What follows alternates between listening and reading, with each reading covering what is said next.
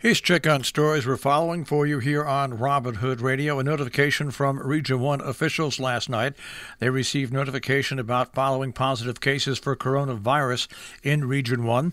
North Canaan Elementary School, a family member of 2 elementary school students. The affected person has never been in the school building and has had no contact with any staff or students other than the students who live in that home. A family consisting of 2 middle school students, a sibling who does not attend North Canaan Elementary School or any other Region 1 school, and their parents. The middle school students have been distance learning since December 17th. At Salisbury Central School, an elementary school student, the affected student has not been in school since December 22nd. All of the student's family, including a sibling in early kindergarten, will quarantine and isolate according to CDC protocols. A family member of a middle school student, the affected person has never been in the school building and has had no close contact with any staff or students other than extended family members, which includes 3 elementary school students. A family member and 3 students, 1 in middle school and 2 in elementary school. The family member does not reside with the student, however. All the student's family will quarantine according to CDC protocol. At Sharon Center School, the remaining family members of the Sharon Center School staff member, who they wrote about in the letter of January 1st, have tested positive for COVID-19. That affected family members will remain at home in isolation per CDC protocol. There's been no close contact within 6 feet or 15 minutes or longer in a 24-hour period by any of the affected individuals, staff, or other students other than the noted family members. In the schools, all individuals remained in quarantine isolation per the CDC protocol. Because there's been no close contact in school, there's no need to close classrooms at this time. COVID watch in Connecticut continues. There's promising news on the vaccine with no end in sight to the impact of coronavirus in Connecticut. Despite the commencing of vaccinations, the daily report from the Department of Public Health continues to be discouraging. The DPH reported yesterday a positive test rate of nearly 8%, plus more hospitalizations and a steady increase in the daily deaths are being reported. New York is prepping for the vaccine distribution sites. The state will use thousands of public distribution sites across New York to administer the COVID-19 vaccine to essential workers, the elderly, and eventually the general public, as officials expect immunization supply to increase in the coming months.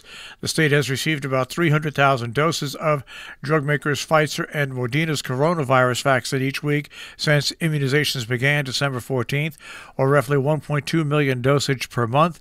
The initial supply is reserved for high-risk and all healthcare workers, especially those who work directly with the public.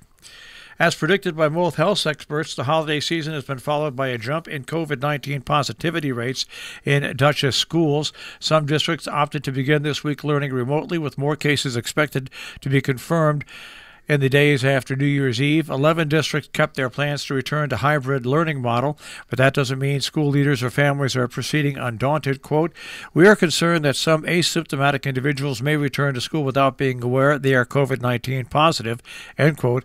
That from Hyde Park Superintendent Avia Kafka on Monday, saying, "We only have a small number of staff in quarantine today. Attendance for students is lower than usual." 5 more deaths reported in Berkshire County.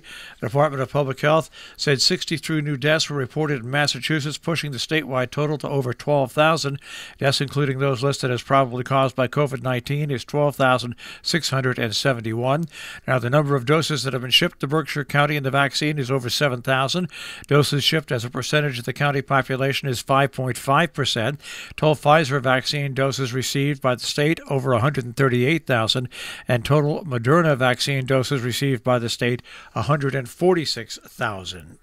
Berkshire County has received their first shipment of vaccines for the first responders, with vaccinations expected to begin this week in Pittsfield, North Adams, and Great Barrington.